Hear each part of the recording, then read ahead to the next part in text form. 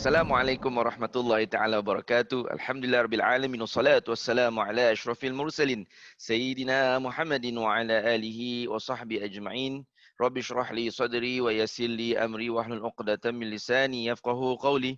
Rabbi yassir wa la tu'assir rabbi tammim bil khair. Subhanaka la ilma lana illa ma 'allamtana innaka antal alimul hakim. Wala haula wala quwata illa billahil aliyil azim. Tub alaina ya maulana innaka antat tawwabur rahim. Alhamdulillah, we are gathered here, and finally after 3 weeks of not seeing each other, we are gathered, and it's the best time to be gathered because it's the month of Rabiul Awal, and it's the best time for us to reflect upon the Prophet Sallallahu Alaihi Wasallam. And we are continuing our lecture, of course, and we are still talking about the prophetic sermon, the Prophet sermon at Mount Arafah, at Jabal Arafah, and we have covered some parts of it in the last time we met. But today, very fittingly, we're going to talk about one aspect of his sermon that we can actually learn from, practice, and uphold in our everyday lives. The Prophet ﷺ told the companions who performed the Hajj to have, to have fear, to have fear of Allah concerning women. In short, he's trying to say to take care of the women, to take care of women, to honor them. Now, this was the Prophet ﷺ. To this very day, we are struggling, in fact, to actually uphold them, to practice them. Mostly because sometimes we have a misunderstanding of what is meant by having to actually preserve, to honor, to care for women.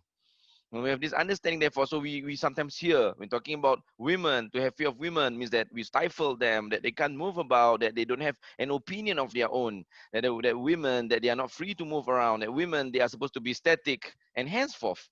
But how does the Prophet ﷺ, and therefore it influences how men in our society, how they treat women. So women are therefore seen as intellectually lacking. Women are therefore seen as only allowed to move in a certain space. And women are even seen in certain cultures to be a manifestation of evil, that therefore we must be wary of them, that seeing them, it opens up doors to evil and henceforth. So there's a lot of misunderstanding about how women should be treated. The best way to understand the Prophet's words is to actually see how he does it. And the scholars say, they put this maxim, lisanul hal afsahu min lisanil maqal. What is being said, all right, what the actions are going to be more influential, they're going to be more fluent, more effective than the words that are being said. And that's the same for the Prophet ﷺ. Look at how at his actions and how he conducts himself with regards to women. And the clearest example is this hadith by the Prophet ﷺ, khairukum li ahli wa ana khairukum li ahli. The best amongst you are those who treat their family members well, and I treat my family members well. And some scholars interpret ahli, all right, as women, wives. So treat your wives well, treat your partners well, because I treat my partner, I treat my wife well, I treat my wives well, says the Prophet sallallahu alaihi wasallam. So we look at this, and we look at how the Prophet treats. So the Prophet says this. Do his actions show the same thing? So let's look at his actions. For this lesson, we can look at how the Prophet treat the women in his household, how he treats his wives, and henceforth. Prophet ﷺ, upon returning home, and I felt it's important for me to start on this note, because even in terms of coming home, we have we have heard so many things. There are some people who, when they talk about the Prophet, all right, when about the role of women, when the husband comes home, the women are supposed to dress in a particular way, look in a particular way, and henceforth, so that it entices the men. But look at how the Prophet ﷺ sets the standard. The Prophet ﷺ, when he goes home, right, when he enters into his house, into his house, what does he do? There's some things that he does. Firstly, he enters with a very cheerful persona. No matter how, we are talking about the Prophet ﷺ. He's the Rahmatan lil Alamin. He has a busy day. He has a day dealing with the Medinan society. He has to deal with the threat faced outside of Medina. It's always an eventful day for the Prophet. Every day is an eventful day for the Prophet ﷺ. But when he comes, all right, when he comes home, immediately he honors the right of the people in the household. He becomes very cheerful. He becomes very positive. He becomes very driven. So he enters the house. The greeting is, Salamun alaikum, kaifa antum, ya ahla bait. Right? Salamun alaikum, kaifa antum, ya ahlal bait. That's the greeting. He says, peace and blessings be upon all of you. How is the people of the household? How is the people of the house? You can't ask that question with a negative persona. You can't ask that question with negativity. He asked it with positivity. He asked it with cheerfulness, with vibrance. How many of us men, when we come home, we expect to be the one that actually that's expecting the positive vibes from the house to lift us up? But the prophet shows it the other way around. When he enters into the house, the positive vibes comes with him, and he lifts up the house. He asks how everyone is. He's not concerned about how is he supposed to be treated. When I come home, I expected food to be served. I expected to be cared for. No. How is everyone? I show care the moment I enter into my house. That's one. Prophet ﷺ, even when he enters into the house, before he does that, he will take out his miswak. He will take out his siwak, and he will cleanse his teeth. Why is that so? Because this is the main mode of interaction, of communication. If I'm going to talk to my wife, to my children, now the oral hygiene is important. Right? I'm going to converse with people. So he makes sure that he's in good. And in some scholars say is that he carries a small mirror with him. Why does he carry a small mirror with him? So he looks at himself, that he's in a good state. Now contrast this with many things that we hear about how is the wives, is the women that have to prepare for the husband, to get ready for the husband. The prophet does it. I need to be in a good state. I need to set the example. All right. So I need to come home. So the expectation, therefore, should be on us to actually be presentable when we come home, because we are the leaders of the family. And we are supposed to set the momentum for how the mood is in the family and our house. So if the mood is good, already good in the family, when we come home, we further uplift it. If it's already if it's negative, if it's down, if it's morose, then we are supposed to add on to the positivity. That's the one thing the Prophet did. And the Prophet ﷺ, he cares a lot for the safety and emotions of women, as shown.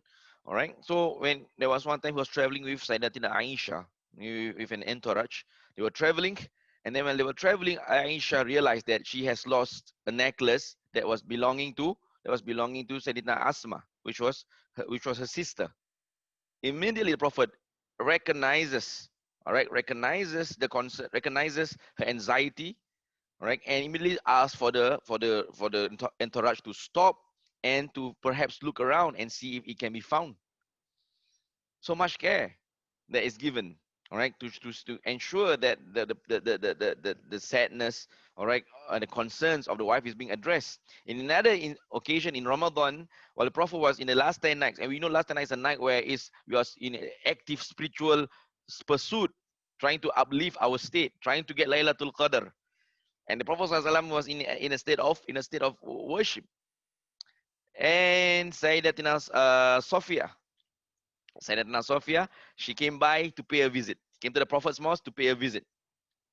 The Prophet ﷺ, upon realizing her attendance in the mosque, immediately stopped his act of worship and attended to her and got into a conversation with her, into a casual conversation with her, and engaged with her. We have this understanding, especially those of us who are religious, that when we are in our mood or in our zone, in our worshipping zone, therefore all things don't matter. All right, that our wives, when they come children, they all become, in fact, we hold on to this verse that we misunderstand. Innama amwalukum awladukum fitna. We feel, oh, these are tests, these are tribulations. I want to do my act of worship, and they are coming. I shall not be distracted by them, and I shall tell them, do not distract me. But the Prophet ﷺ, when he was in earnest worship, his wife comes by. He stops his act of worship and interacts with her, talks to her, to the point whereby he felt that he has fulfilled why she came over. All right, finished conversation, and not only that, she sent her home, walked Sophia back to home. She didn't say, "Okay, I'm done. You can go home now. The conversation is done." All right. I hope you had your share of joy with me. No, I'll send her home. Look at this. So we must understand, therefore, that spirituality and compassion are not opposite dichotomies. Right? They are not independent of each other. They should exist in a very symbiotic relationship, in the sense that if you are a spiritual person, you should be naturally compassionate. You cannot be someone that claims to be close to Allah subhanahu wa ta'ala, but then when someone that Allah sends to you comes by to have a conversation with you, you immediately decide that she's a distraction or she's someone evil. So this is how the Prophet ﷺ set the standards. And this is the balance that we need to establish. If we really follow the sunnah of the Prophet ﷺ, then therefore we understand therefore that our spirituality, our closeness, and our yearning to be close to Allah subhanahu wa ta'ala does not compromise our relationship with the people around us, especially our wives. So this is what the Prophet showed. And the Prophet ﷺ, he wasn't stiff when it comes to being natural, being nice to his wives, right? Some of us men, or especially when we're religious, we feel that our persona, our spiritual persona, our religiosity is compromised when we go down to the level of when we go down to the level of our wives or our children and play around with them. As a saying that the man in the household is like a child, but when he leaves the house, he's a lion in the community. So this is Rasulullah SAW, right? So in during Eid, right? During Eid, what he will do is that he will actually he lets there was a performance by the Ethiopians, all right, at the premise of the mosque. The Prophet ﷺ allowed for Aisha to watch it to her full satisfaction. Again, understanding what is desired by the wife, seeking and understanding and allowing, and she didn't stop until she herself decided, I've seen enough. And Aisha even pointed out that after this, you men should understand, therefore, what is like by us women. Because the Prophet showed the way. The Prophet understands that it's something that she likes. It's something that she takes pleasure in. How many of us actually take the trouble to know what is like by our partners, by our wife, to ask her, all right, what is it that she like? Or to even be understanding, right? Or do we come home and immediately decide that whatever demands that we have, of whatever nature, it should be fulfilled? Or do we come with understanding? The Prophet ﷺ in the household, all right, he does the household chores. Why? So that he doesn't burden his wives with whatever that he is doing. Right? Whatever is his personal matters, he takes care of it himself. So he doesn't trouble them.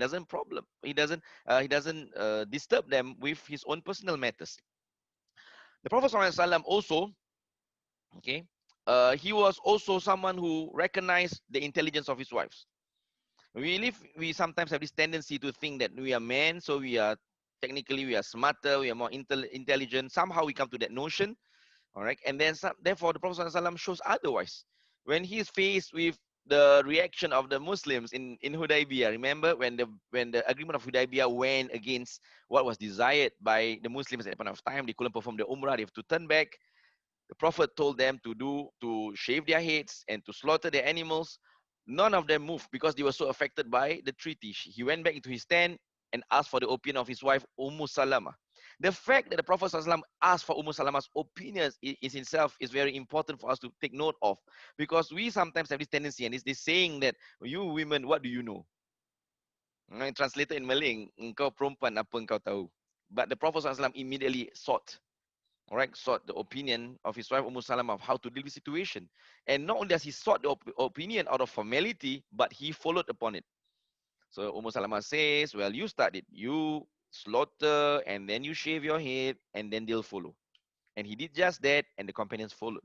This is a very important lesson that we should take. That it is no harm. That in fact you should honor, ask for their opinions, because most often than not, you'll find that our partners, our wives, all right, they are sharper than us. They can see things that we don't. And ask for their opinion. They are an equal to us when it comes to opinions and ideas, all right, and moving good things. Because we men tend to be very much emotional and henceforth. And there was another occasion where he entered the house and he saw Sayyidatina Juwairiyah. She was doing the tasbih. She was doing the zikr. Prophet says that, while I was leaving the house for my Fajr prayers, you were still doing your zikr. All right. And then when I come back, you're still doing your zikr. What zikr were you doing? I was doing tasbih.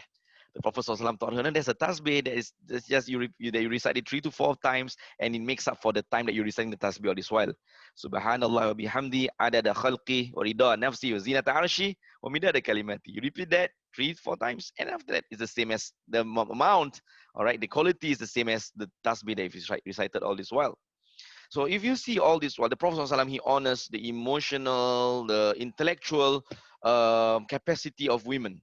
And this is what it's meant. He cares for them physically, spiritually, intellectually. Which is why it's not surprising in the time of the Prophet ﷺ, the women, right? The women, they are in a state whereby they're very intellectual. Sayyidatina Aisha was, when after the Prophet's death, the companions, male and female, they turned to her for her opinion, to ask her opinion regarding certain matters. Because not only because of her proximity to the Prophet ﷺ, but because of the fact that she also learned from the Prophet ﷺ. They asked her opinions, and Sayyidina Aisha herself has produced students of her own. There's a lady called Shifa, Sayyidatina Shifa binti Abdullah. Sayyidina Umar bin Khattab put her in charge of overseeing the affairs in the Muslim marketplace to ensure that there was no abuse. All right, there was no misdeed, there was no harm being performed, and this requires a knowledge. This requires the knowledge of the jurisprudence. This requires the knowledge of trading matters, and the task was given by Sayyidina Umar bin Khattab to a lady called Sayyidatina Shifa. So this is very important for us to actually take note. Therefore, that when we talk about having fear concerning women, it's not just talking about our control of them, all right, how we have a stranglehold over them and henceforth, but it's very important for us to understand, therefore, that it comes with care, comes with compassion, comes with understanding, it comes with appreciation of the capacity that Allah has given to women. Right? And we always know this word, and it is behind every successful man, there is a woman that is driving them, that is helping them, that is complementing whatever good deeds that we are doing. So never ever underestimate what the Prophet ﷺ has encouraged us to do. And look at his actions, study. So this Maulid, this month of Rabiul Awal, perhaps we can start by trying to teach, by trying to portray to our household, to our family members, all right, the kind of standards that was set by the Prophet ﷺ, if not all, some of it. For a start, to be consultative, to ask for opinions of from our wives, to ask for their pointers, to ask for their deductions about things. And then from there, we can actually benefit and we can really live up to what the Prophet ﷺ shared at Arafah. Alhamdulillah, hari ini kita berjumpa setelah sekian lama tidak berjumpa, dan saya berkongsi tentang sebahagian daripada intipati khutbah Nabi SAW ketika di bumi Arafah pada 9 Zulhijjah. Dan kali ini saya bercerita tentang antara pesanan baginda ialah tentang berkaitan dengan wanita. Dan baginda mengatakan bertakwalah dalam urusan wanita. Dan kita sering kali dalam hari ini bila kita mendengar kata-kata ini, kita sering menganggap bahawa bila kata bertakwa dan wanita, maka ini bermaksud sebagai satu perbuatan yang mana dilihat sebagai mengungkung, dan kita mungkin mengawal sampai ke peringkat mana tiada kebebasan bagi wanita itu untuk menghidupkan potensi yang ada pada dirinya. Maka di sini kita lihat yang mengatakan itu Nabi SAW, maka sebaik-baik contoh adalah Nabi itu sendiri. Kata para ulama, lisanul hal afsahu min lisanil maqal. Yang dilaksanakan, yang diperbuat itu lebih besar kesannya daripada apa yang diperkatakan semata-mata. Oleh itu, kalau kita nak lihat bagaimana melayani seorang wanita, lihat daripada Nabi itu sendiri. Sebab Nabi mengatakan, Allah mengatakan dalam Al-Quran, laqad kana lakum fi rasulillahi uswatun hasanah. Pada Nabi SAW itu ada contoh yang terbaik. Maka ambillah contoh yang terbaik itu, iaitu Nabi Muhammad SAW. Bagaimana baginda melayani wanita? Saya mengambil contoh ketika baginda masuk ke rumah itu sendiri. Sebab kita mungkin dengar banyak sangat kata-kata orang yang mengatakan, oh kalau balik rumah ini, isteri kena gini, siap macam-macam. Tapi Nabi sendiri, bila Nabi SAW pulang ke rumah, antara sifat Nabi ialah Nabi ini bila pulang ke rumah ceria sifatnya. Buktinya bila Nabi masuk ke rumah, yang Nabi sebutkan setiap pagi bila Nabi pulang ke rumah, selepas solat subuh, Nabi bertanya kepada mereka, Kaifa antum? Ya, salamun alaikum. Sejahtera ke atas kamu semua. Kaifa antum ya ahlal bait? Apa khabar kamu semua, wahai orang-orang yang dalam rumah ini? Itu Nabi. Kita tak boleh kata kata-kata tersebut, melainkan kita ada perasaan ceria. Perasaan membangun pada diri kita.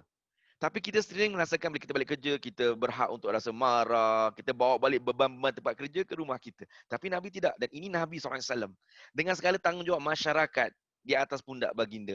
Masyarakat dalam segala tanggungjawab untuk menguruskan masyarakat, menjaga masyarakat. Pulang ke rumah tidak menjadi sebab untuk baginda bersifat negatif, tapi sangat positif. Bahkan Nabi SAW bila pulang ke rumah, baginda sebelum masuk ke rumah, baginda bersiwak terlebih dahulu. Menggunakan kayu siwak. Dan baginda bersiwak. Kenapa? Mulut ini adalah satu fungsi kita untuk berinteraksi dengan pasangan kita. Jadi, membersihkan mulut baginda. Kemudian setengah riwayat mengatakan Nabi ada cermin untuk lihat cermin baginda. Lawa ke tak? Bagaimana keadaan diri aku ini? Keterampilan aku ni penting tak? Nabi menghargai. Dan Nabi menunjukkan. Kita pula sebaliknya kan, kita expect, kita mengharapkan yang dalam rumah tu untuk kita. Tapi Nabi tidak. Nabi sendiri merasakan, meletakkan tanggungjawab atas diri baginda untuk memastikan bila dia balik ke rumah itu, suasana rumah itu terangkat. Suasana rumah itu jadi ceria, jadi positif dengan keberadaan baginda. Itu Nabi SAW. Kedua, baginda itu sangat menjaga akan perasaan dan sangat menjaga akan keselamatan pasangan. Jadi Nabi SAW baginda satu ketika pernah berjalan bermusafir bersama satu rombongan bersama dengan Sayyidatina Aisyah. Kemudian Sayyidatina Aisyah mendapati satu gelang yang dipakainya yang milik pada Sayyidatina Asmah hilang. Gelangnya hilang. Maka Nabi serta-merta menghentikan rombongan tersebut dan mengajak para sahabat untuk sama-sama mencari gelang tersebut. Kenapa? Menjaga hati Aisyah. Sebab Aisyah sudah mula rasa gelisah, sudah rasa sedih sebab kehilangan satu rantai yang dipakai oleh adik-beradiknya, iaitu Sayyidatina Asmah. Maka itu penting untuk kita memerhatikan bahawasanya Nabi sangat prihatin tentang perasaan isteri baginda. Satu ketika Nabi SAW beribadah bulan Ramadan, 10 malam terakhir di Masjid Nabawi. Nabi sedang beribadah, bermunajat, dan kita selalu menganggap 10 malam terakhir itu tak nak ada kena dengan urusan dunia. Nak ibadah full, nak dapat Lailatul Qadar kononnya, kan? Maka datang Sayyidatina Sofiyah, isteri Nabi SAW, datang untuk berbicara dengan baginda. Nabi SAW bila dapat tahu Sayyidatina Sofiyah datang ke dalam masjid itu, Nabi serta-merta menghentikan ibadah baginda dan terus berbicara dengan Sayyidatina Sofiyah. Bukan sekejap, orang tengah ibadah ni, jangan kacau. Tak ada pun pada bibit, pada wajah baginda tu rasa marah, rasa benci, rasa tak suka, rasa terganggu. Tak. Datang serta-merta melayani Sofiyah. Berbual seperti mana biasa. Dan setelah habis berbualan tersebut, adakah dia suruh Sofiyah pulang? Ya, dia suruh Sofiyah pulang. Tapi baginda menemaninya pulang ke rumahnya. Hantar pulang ke rumah, baru balik ibadah. Di sini kita faham. Sebab kita kadang-kadang salah faham. Kita ni, terutama kita ni yang kononnya kita ni rasa kita ni kuat ibadah. Kan? Kita kuat ibadah, maka kita merasakan bahawasanya anak isteri kita ini adalah gangguan, adalah fitnah. Kita gunakan ayat innama amwalukum wa auladukum fitnah sebagai ujian pada diri kita. Maka bila kita ibadah, kita rasa bila mereka datang berbual dengan kita, oh ni gangguan ni ganggu ibadah aku dan sebagainya. Tapi sebaliknya Nabi tidak mengajarkan begitu. Setiap sesuatu, setiap orang tu ada haknya. Maka kita ada hak, isteri kita pun ada hak ke atas kita. Bila dia datang, walaupun kita tengah ibadah. Nah, kalau kita lihat ibadah dengan luas, bukan sekadar pada ibadah semata-mata, kita mendapati bahawasanya kalau kita melayani dengan baik, maka itulah yang dinamakan kebaikan yang Nabi sebut. Khairukum li ahli wa ana khairukum li ahli. Sebaik-baik kamu adalah kamu yang paling bagus, paling baik lainnya pada istrinya, pada keluarganya, dan akulah yang paling baik dalam melayani keluarga dan ataupun isteri aku sendiri. Nabi SAW sangat menghargai pendapat wanita. Nabi SAW itu ketika lepas peristiwa Hudaibiyah, ketika orang-orang musyrik Mekah tidak mengizinkan dalam perjanjian berat sebelah itu orang Islam tak boleh masuk buat ibadah umrah. Nabi memerintahkan para sahabat supaya kita tak boleh habiskan ibadah umrah kita, maka kita bercukur dan kita sembelih binatang yang kita bawa bersama kita dan kita pulang balik ke Madinah. Para sahabat tak berganjak sedikit pun. Adakah mereka derhaka? Tidak. Mereka sangat tergamam dengan keputusan perjanjian yang berat sebelah tersebut. Nabi rungsing, Nabi masuk ke dalam kemah baginda, minta pendapat isteri baginda Ummu Salamah. Nabi minta pandangan isteri baginda. Nabi tak pegang kata-kata kita hari ini, kau perempuan apa kau tahu. Tidak. Nabi tanya kepada Sayyidina Ummu Salamah, apa yang patut dibuat? Sayyidina Ummu Salamah berikan pendapat supaya baginda sendiri memulakan perbuatan tersebut. Yang lain akan ikut. Dan baginda buat dan mereka ikut. Tapi yang penting Nabi bukan saja tanya, Nabi ambil pendapat. Oleh sebab itu, Nabi SAW ini bila kita menghasilkan daripada zaman baginda ini, mereka wanita-wanita yang berilmu, yang berjiwa tinggi, yang bersifat menyumbang pada masyarakat. Sebab itulah yang Rasulullah pupuk pada diri mereka. Sayyidatina Aisyah selepas kewafatan baginda menjadi rujukan para sahabat tentang hukum, tentang soalan-soalan yang berkaitan dengan hukum. Dan Sayyidatina Aisyah juga menghasilkan murid-murid yang bertebaran untuk mengajarkan Islam. Begitu juga juga seorang yang bernama Sayyidina Syifa binti Abdullah. Syifa ini ditugaskan oleh Sayyidina Umar bin Khattab untuk memastikan akan hal ehwal pasar-pasar di Madinah itu berjalan dengan baik, mengikut syariat compliant. Ini memerlukan penguasaan hukum yang luar biasa sebab berkaitan dengan muamalat. Maka dilaksanakan, diberikan kepada tugas kepada siapa? Seorang wanita. Maka dalam urusan kita dengan wanita, bukanlah kita ini menjadikan sebab untuk kita mengungkung mereka. Sehingga sampaikan kita tidak memenuhi, memahami, menghayati potensi yang ada pada diri mereka. Sebabnya Nabi mengajar kita untuk menghargai potensi yang ada pada seorang wanita. Keilmuan yang ada pada diri mereka untuk menyumbang kepada masyarakat. Inilah satu pengajaran kita boleh ambil sebenarnya bulan Maulid ini. Untuk kita mula mengubah cara kita melihat wanita. Cara kita menganggap mereka, tanggapan kita terhadap mereka. Bahawa mereka bukanlah orang-orang yang kita boleh anggap sebagai lebih bodoh daripada kita. Atau lebih kurang daripada kita. Tidak. Tapi mereka adalah orang-orang yang punya potensi, yang dapat menyumbang kepada kebaikan masyarakat. Yang kerap kita kurang hargai. Kerana kita mungkin merasa kita kuat beragama, kita tahu semuanya, tapi kita kurang menghargai akan diri mereka. So, mereka lebih kemungkinan saja mereka lebih pintar, mereka lebih cakap. Sebagaimana para sahabat mengakuinya bahawa setengah pendapat mereka minta daripada Sayyidina Aisyah sebab dia lebih tahu daripada mereka. Di situlah kita penting untuk kita mengetahui akan hal ini. Wassallallahu ala sayyidina Muhammadin wa ala sahbihi ajma'in walhamdulillahil alamin. Insya-Allah minggu depan kita akan melihat pula keadaan baginda setelah pulang daripada ibadah haji. Assalamualaikum warahmatullahi taala wabarakatuh. Terima kasih.